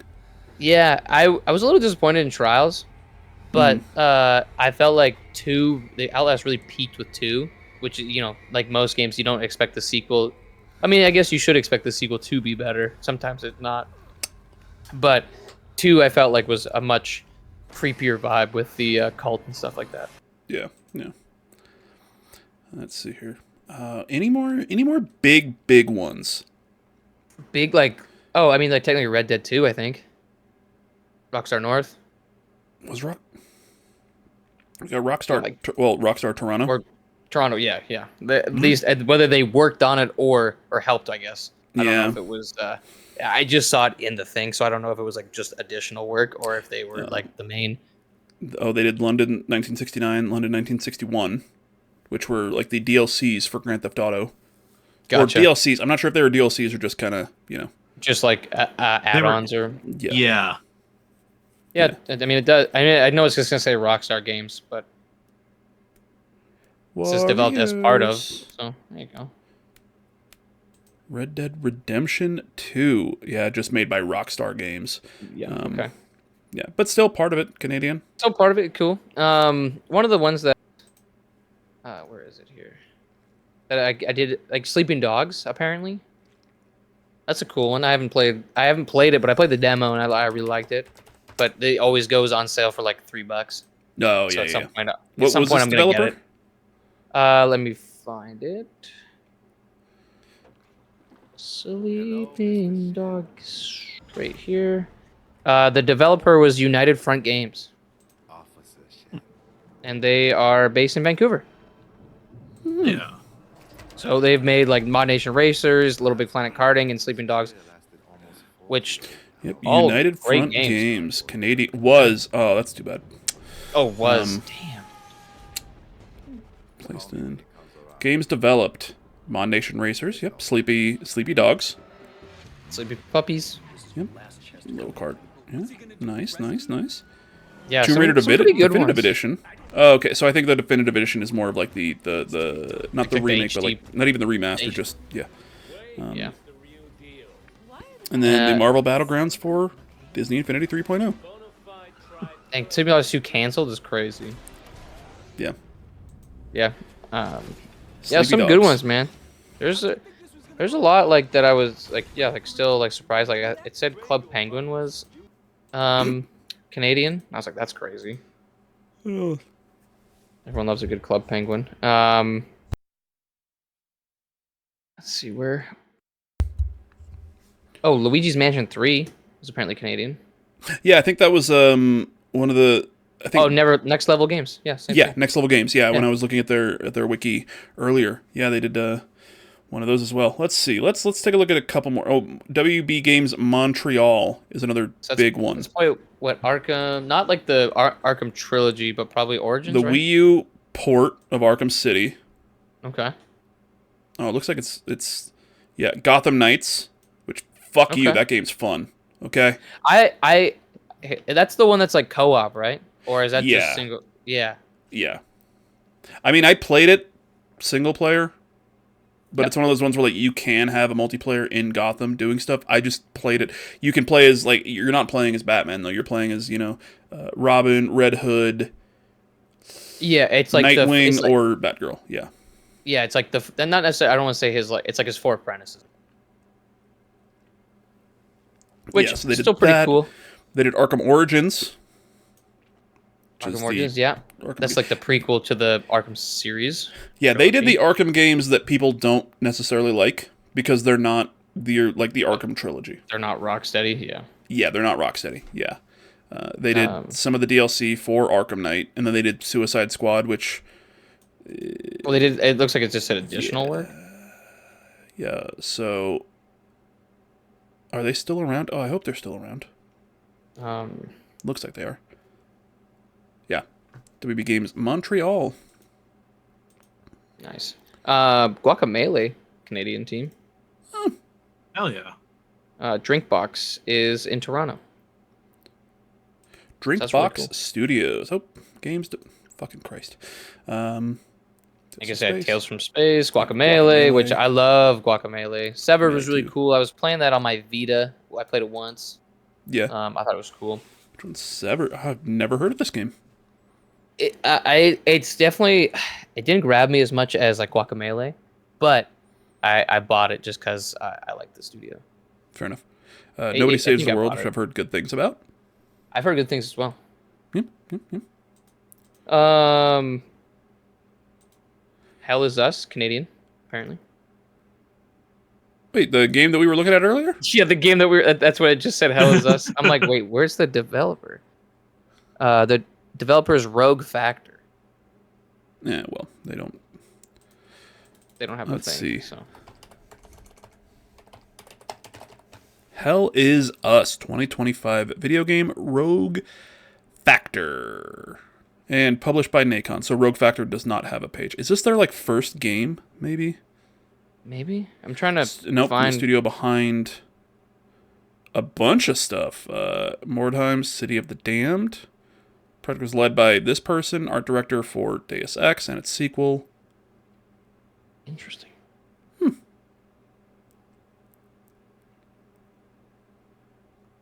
Yeah, so, oh, cool. Cool. Yeah.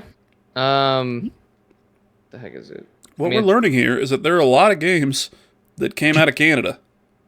That we had no idea came out of Canada. The Coalition, Canadian. Unfortunately, they're doing the.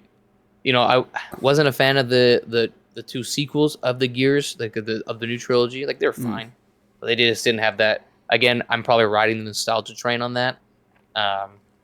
But also, I just found the original trilogy really good. Mm-hmm. What else? There's like so the Coalition, I think, did they do? Oh no, they just kind of took over. They took over after Gears a like after while. Epic. Yeah. Yeah. So they're from the Ultimate Edition, and now they're doing Reloaded, which is the remaster, but also with Sumo and Disbelief. They did Gears of War 4, Gears Pop. I remember when that was announced, and a lot of people were like, "That's not real." It was.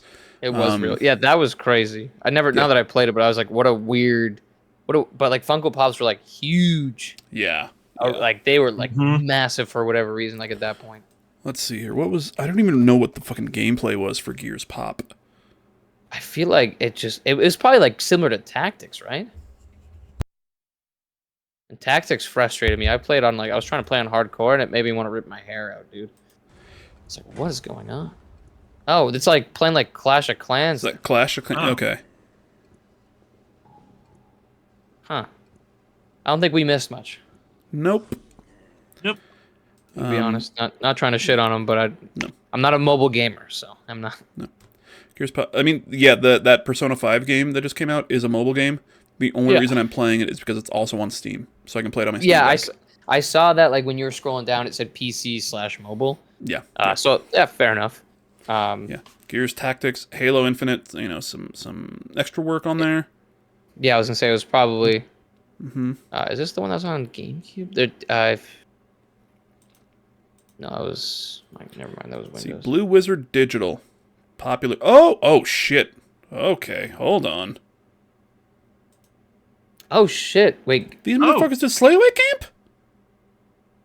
Tell me Slayaway Camp is Canadian? Blue Wizard Digital. I've never heard of them.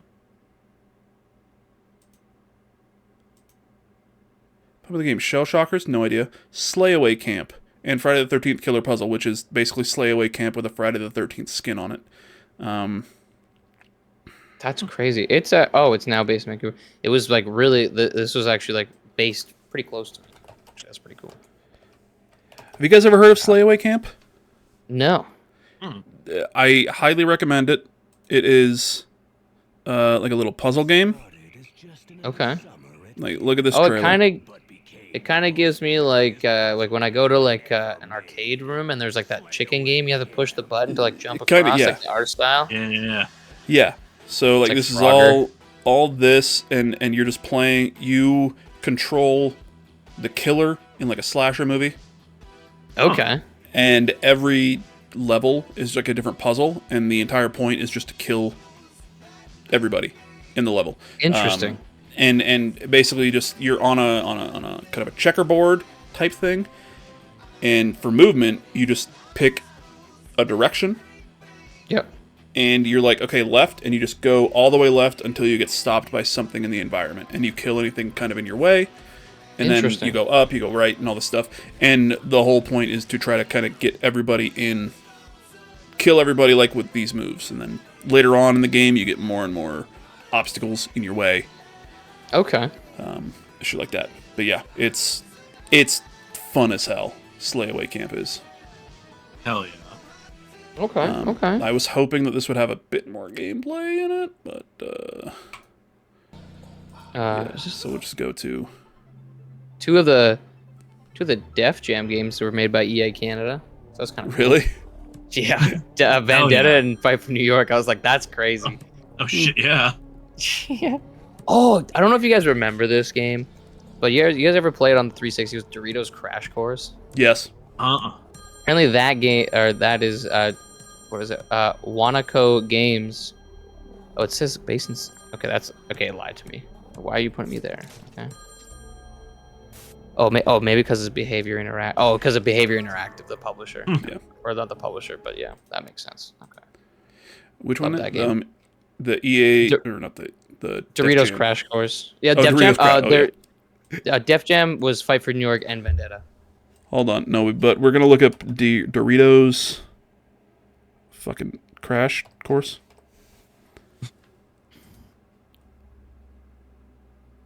Dude, it was Long play, 47 minutes. Dude, I was obsessed with that game for so long. I also just like missed certain things like 1 vs 100 and stuff like that. Oh my god, dude! 1 vs 100 was so awesome. So good. It was I got so cool, into dude. the 100, Oh, that's so once. cool, dude. but I How'd you didn't do? know I was in the 100 until I was knocked out of it because Oh, it wasn't made super clear to me. fair enough. Okay. Yeah, but I was like, because my buddy David and I, like a couple of our friends, we would just get on each night, like on Xbox Game Chat, and we were in 1 vs 100 because it was just fun as hell and it was free to play. And so we were all just playing together, and then all of a sudden we're talking about the games, and I noticed that my shit looked different for Yep. whatever reason. Did not know why.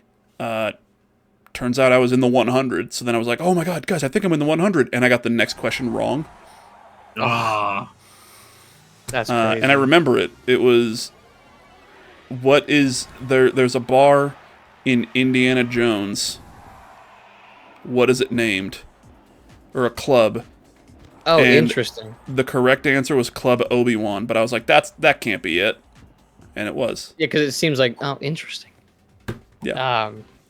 don't know if you guys ever played hit game Duck Game. Is that a Canadian one?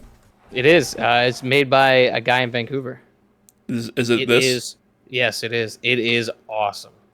Me and my friends will spend nights just playing Duck Game and Ultimate Chicken Horse, which is also Canadian. I get that one. Yeah, that makes sense. Yeah, Duck Game is hilarious. There's a quack button. Hell This is all you do is you just shoot each other. It's awesome. You put on stupid Amazing. hats, blow things up. Oh yeah, Nice. yeah. Love it. All right, let's maybe do one or two more. Sure. Yeah. Let's Anything see for you, here. Mike? Anything you've noticed? Yeah, so I didn't notice. So Piranha Games, they are Canadian, and they developed they provided additional development on the one and only Duke Nukem Forever. Dude, the notorious Duke Nukem Forever. The one and only. But also they developed MechWarrior Online and MechWarrior 5 Mercenaries and Clans, the expansions to MechWarrior 5 PC game. Oh, cool. Yeah. So Duke that's Nukem pretty Forever awesome. ties back into last year's July 4th episode when it Things was that are all of the violently most American American games, and Duke Nukem was top of the fucking list. Games that are violently American. What was that? Who was it again? Piranha Games.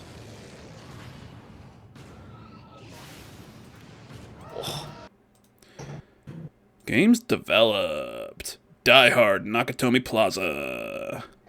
Fuck yeah. Oh, Based on one of the most American movies ever made, Die Hard. It's fine. oh yes. Okay. Dude, Die Hard is one of the greatest movies out there. I'm not gonna lie. There was a Days of Thunder game in 2011. PS3 Yeah. probably, yeah. It's like 91. Oh, 1990 film Days of Thunder. It's a spin-off. Oh wow. Oh, interesting. It's a spin-off. 20 some odd years later. Yeah, MechWarrior Online, MechWarrior 5, MechWarrior 5 Clans. Hell yeah. Those are some OMG's ass games as well. They are. Yeah. I know this is great. Adios Montreal did the Guardians of the Galaxy game. That's a good fucking game. That's a great game, dude. Probably one of my favorite games, like for superheroes. The combat rocked everything. I went into that game a little worried about how I feel about the characters, because obviously they're not going to pay for the people to come voice the game, because that would just be so expensive. Oh yeah. But really connected with them. I was like, this is great. I never finished it. I got like halfway, and then I think something came out, and then I got busy with life. But I do want to go back and play through it, because I highly recommend it. And I want to make sure I get the name right, and I feel like an asshole for even having to question myself. But the PlayStation Plus Game Club is another podcast that is not this one. But if you are a Kind of Funny best friend, you've probably seen the name The Portland Kevin. He has a podcast called the PlayStation Plus Game Club, where every month he plays a different game that is on PlayStation Plus, has a couple of guests on to talk about it. I don't remember when it was, because it's been a while now. I can tell you that I much. do remember it being on PlayStation Plus at some point. It was on PlayStation Plus, and I was the guest on the episode to talk about this, because I loved Guardians of the Galaxy. I loved the game, and I still do. It's so good, dude. Like, I wish they other superhero games like that would come out. Yeah. It's the December 2023 episode of PS Plus Game Club, Marvel's Guardians of the Galaxy. And yeah, I highly recommend finishing this game. The story is great. And I think they had just a lot of freedom, because they weren't tied to like the MCU of everything, so there's characters in this game. I'm not going to like kind of give anything else away, but like there's characters in this game that up until that point you hadn't seen in the MCU at all, that hadn't even been mentioned and shit like that. Right. And just kind of having that freedom to tell whatever Marvel story they wanted to sell. Yeah, Well- and I did really like that because I felt like it was just like you said, you kind of look at it like a comic line, right? Mhm. Where there's so many different stories that nothing's not necessarily all connected. So it was really cool to see. Yeah. Yeah, you got Yeah. a lot of the the Star-Lord, the Peter Quill as the kid who's lived in space his entire life. Oh yeah, absolutely. Who we just there's no like he captures Peter Quill so well. Oh yeah. He's got that charm. So yeah, if you haven't played that, I highly recommend finishing Guardians of the Galaxy. And It looks I like will. this company also, Eidos Montreal, is also doing some supportive work on the new Fable and on Granite 2 as well. Co-developed counterpicked with Fable. Obsidian. I counterpicked Fable this year, so hopefully it doesn't come out. It won't. They've already said it's not coming out this year. Oh, all right. Well, I'm Yeah, up. and you can see here as well. 2026 Fable. Beautiful. Yeah, not coming out this year. Supported development for Crystal Dynamics on Marvel's Avengers. Oh, they did Shadow the Tomb Raider as well, and Deus Ex Mankind Divided Thief. Oh god, yeah. Eidos Montreal, fucking killing it. Yeah, Absolutely. we got some big ones there. All right, Motive Studio, is that a thing? The studio of Next Oh, Level Games. they would We they saw. would have. I think Motive would have made the Dead Space remake, right? Dead Space. Yep, Yeah, 2023. Yeah, and they Motive did Dead Space. Dude, Dead Space. The remake is fantastic. Yep. It And was a Star Wars great port. Squadrons. Star Wars Squadron. I tried that in VR, almost threw up. Not because of the game, just because my brain could not handle being in that The VR VR. headset. Yeah. Makes sense. Makes sense. It let me go straight. The moment I went up or down, I said, "Nope, okay, we're done with this one." Yeah. Let's see here. What do we got? Freebird Games. To the Moon is the only game in this list that I think I've heard of. Huh. Okay. Let's see. What name on this list looks fun? What should we click on? Last one. Last one. Hyper I'll let Hippo. I was gonna say I'll let Mike take that, but that's Which one? Yeah, Hyper Hippo Entertainment. What the hell? Fair. Club Penguin, baby. There we There go. we go. That's a good one to end it on right there. Yup. Club Penguin. Beautiful. Wait, hold on. It was co-founded by Club Penguin founder. So they didn't make Oh, Club Penguin. They made okay. Adventure Capitalist. huh. Is a free-to-play incremental video game developed and published, and Wild Warfare. Okay. Yep. Yeah. So, you know what? One more. Braden, Yep. You want me to pick one? Yeah. Okay. pick one on here. Let's see. What about Silverback? I think it's up there. Silverback Productions. Is that all about? Silverback Productions. Games. They look like they're a mobile game studio. Yeah. Primarily adventure puzzle games released on Windows, Mac, iOS, and Android. Yep. Yeah. Okay, Games I'll never play. Let's try to find. Okay. Ubisoft Montreal. I'm kidding. We already know what they develop. Yeah. Jesus Christ. Okay. Come on, Canada. Get your head out of your ass. Let's see here. I mean, I feel like a company called Vast Studios isn't just going to make mobile games, right? Let's do it. Yeah.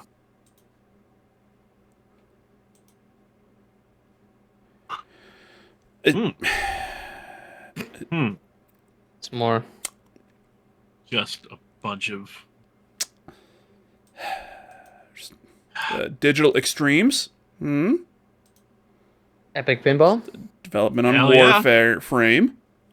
Okay. Games developed Warframe. here. Oh, Jesus we go. fucking Christ. Homefront multiplayer. The original Homefront multiplayer actually slapped. Yeah. BioShock 2 multiplayer, BioShock PS3 port. Yeah, Warframe. There we go. Warframe. If they made that, that's their big money maker because I think that game is still popping up. It was actually at the Game Awards. Yeah, it was at the Game Awards Or- last year. There was like a big expansion. It was like some expansion or something. Yeah. So. Freema. Softography. That sounds like a porno. Yeah. God damn it.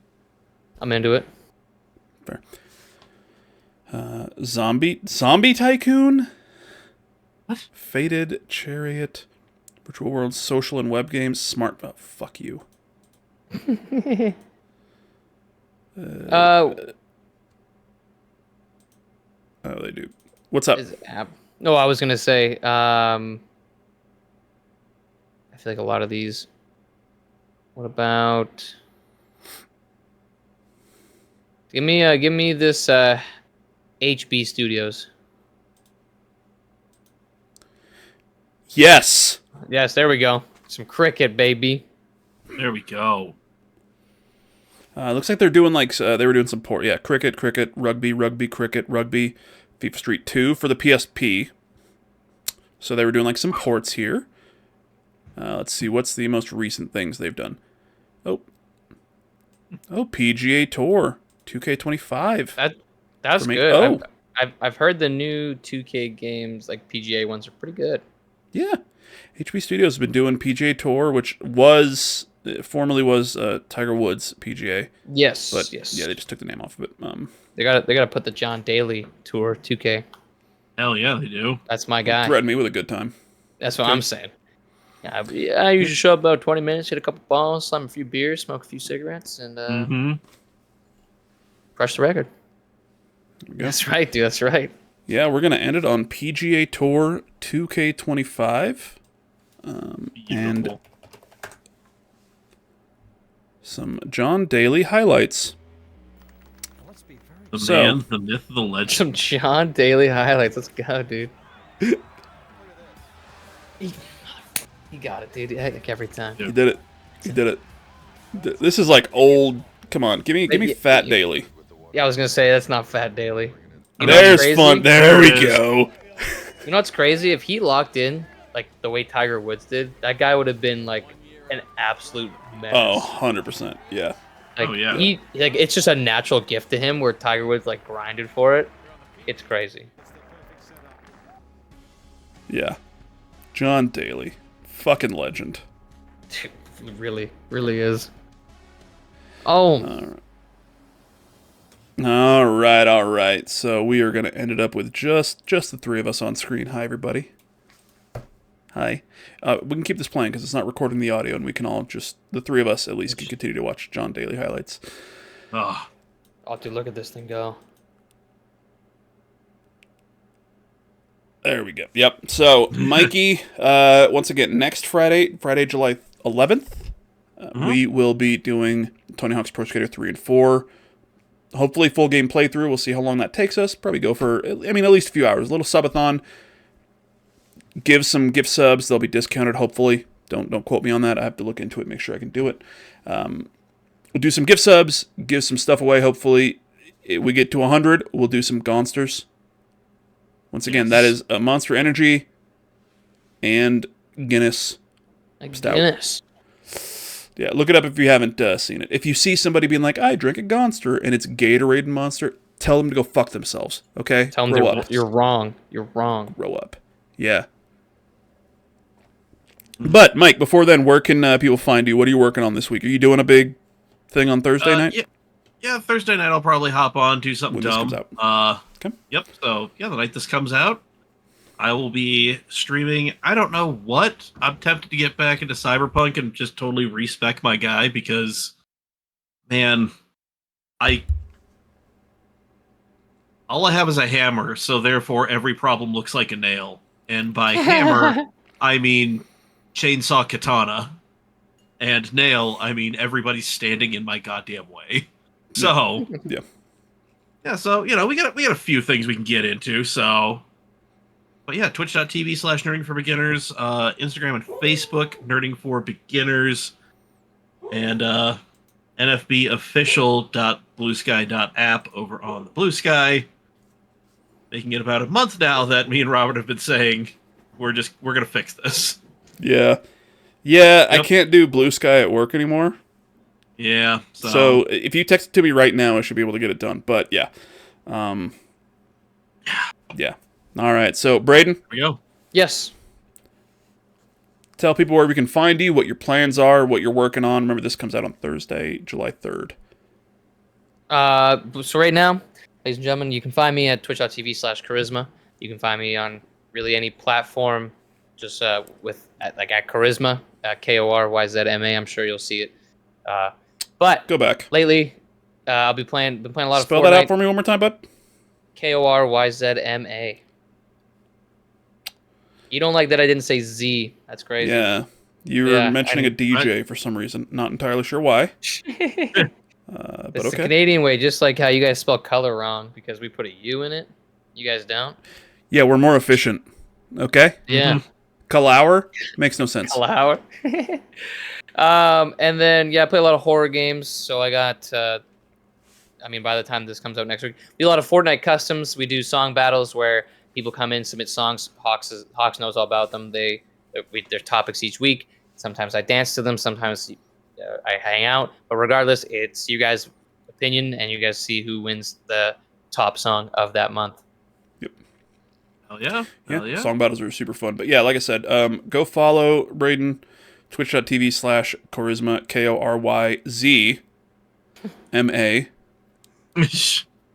which is apparently his legal last name, and he didn't have to change it. No. Son of a bitch. Like, Jesus Christ, come on. Yeah, just great vibes, a fun community atmosphere every stream. Actually, I just love hanging out in his stream sometimes, even though I don't play Fortnite. It's all about the vibes, man. It's all about Yeah. like we're there. I like bringing on people that are just there to be silly and have fun. Yeah. That's all we want. Yeah. So go follow Braden, follow Mike, follow me, twitch.tv/Mr_Hawks182. It's again July 11th. We're doing Tony Hawk's Pro Skater 3 and 4.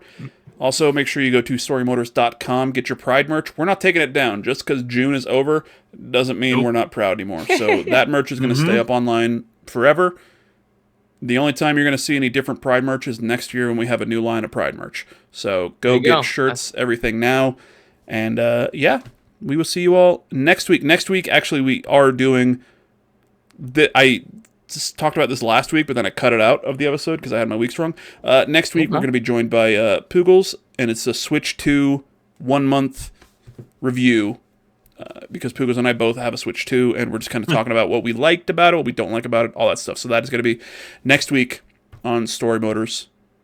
We'll see you then. Bye. Bye.